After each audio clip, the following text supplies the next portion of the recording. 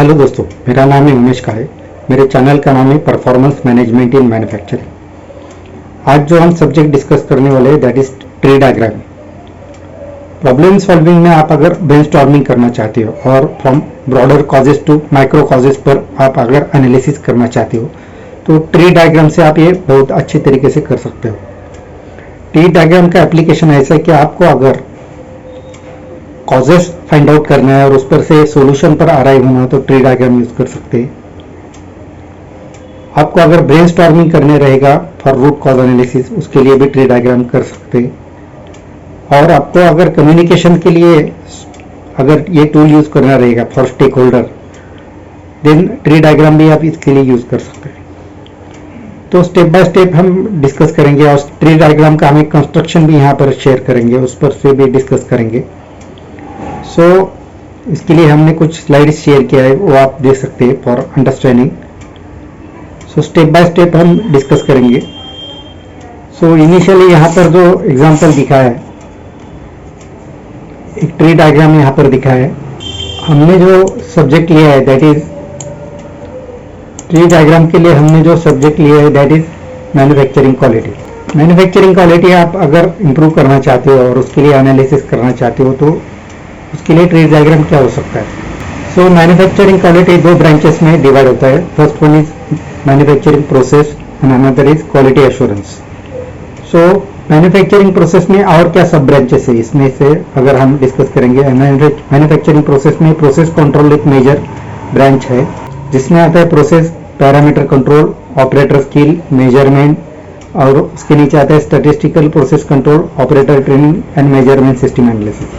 और क्वालिटी में आता है इन प्रोसेस क्वालिटी के अंडर आता है first piece inspection, in process inspection, final inspection, और उसके नीचे आता है setup verification, statistical quality control and customer complaint. तो स्टेप बाय स्टेप हम ये सब डिस्कस करेंगे। First one is that is process parameter control. Process parameter control ये बेसिक कंट्रोल है जिसकी इंप्लीमेंट करने से आप क्वालिटी अच्छी तरीके से कंट्रोल कर सकते हैं। प्रोसेस कंट्रोल पैरामीटर के लिए आपको इनिशियली प्रोसेस पैरामीटर चाहिए कि आपके प्रोसेस के लिए कौन से पैरामीटर है, और वो आप अगर रिलेवेंट वर्क सेंटर पर डिस्प्ले करेंगे और रेगुलरली रिकॉर्ड करेंगे तो आपका प्रोसेस अच्छी तरीके से कंट्रोल हो सकता है। देन आता है operator skill.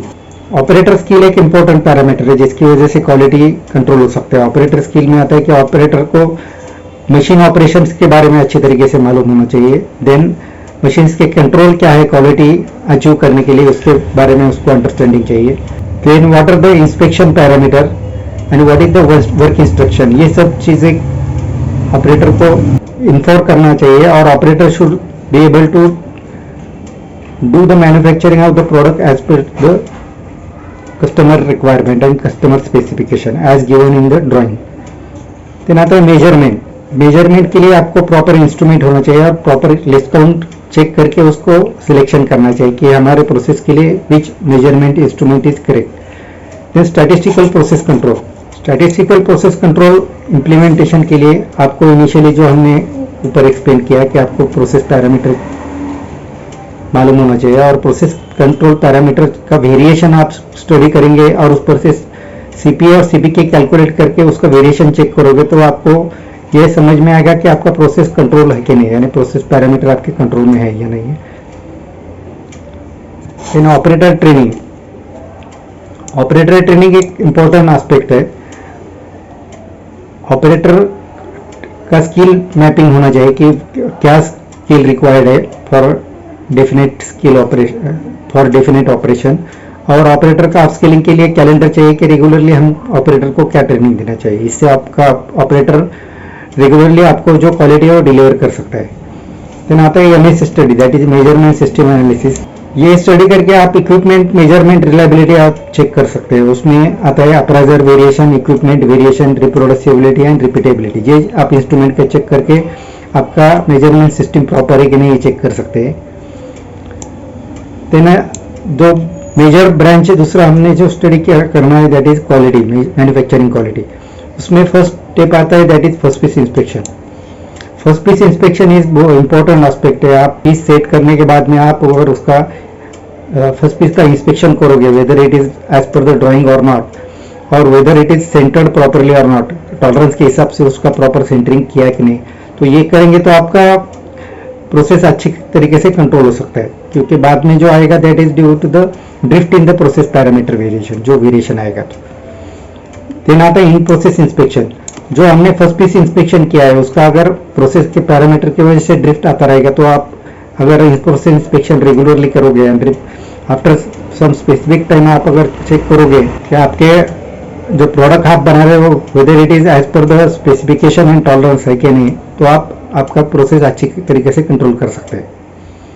Then final inspection.